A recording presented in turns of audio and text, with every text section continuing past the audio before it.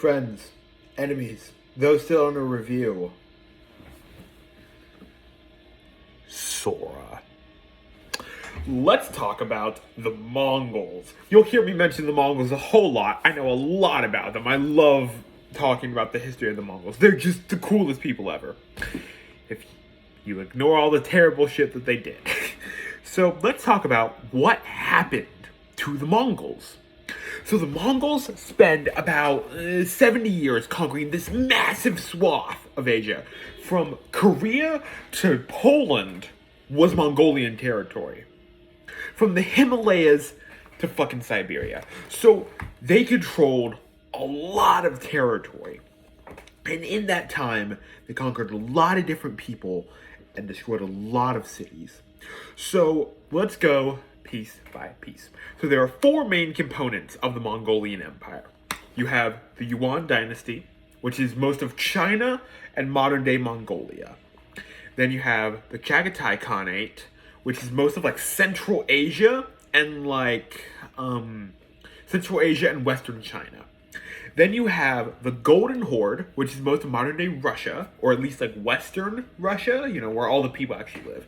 And then you have the Ilkhanate, which is most of the Middle East, like the northern and eastern Middle East. So let's talk about the Yuan dynasty first. So the Yuan dynasty was basically founded by a guy named Kublai Khan, who was the great Khan of the Mongol Empire, but he only really held any power inside of China due to a civil war that he had with his brother Kaidu.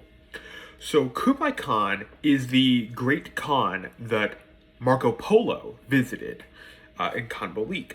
So Kublai Khan tries to model himself as a Chinese emperor.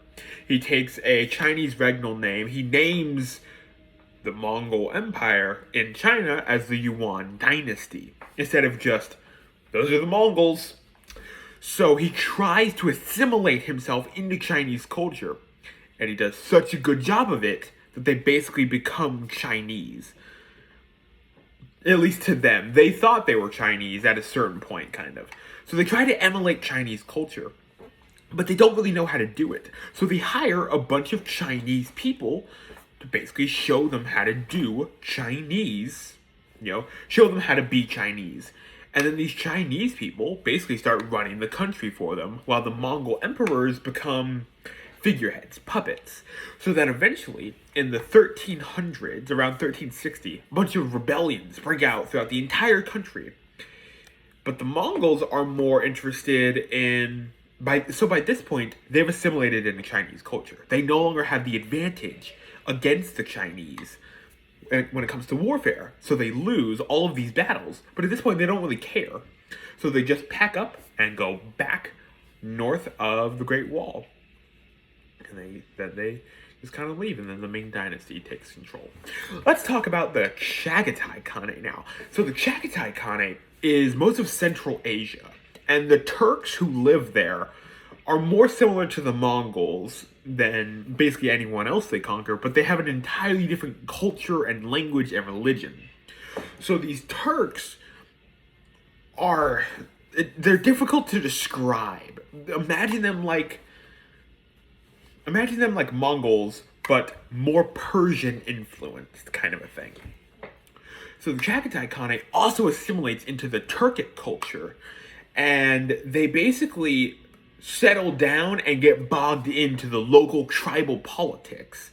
And then slowly, after hundreds of years, they just lose all power.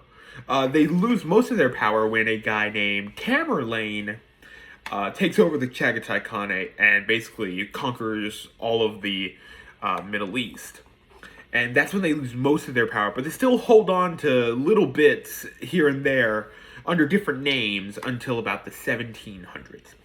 Now let's go to Russia. In Russia, we have the Golden Horde. The Golden Horde is the one part of the Mongol Empire that never really assimilated.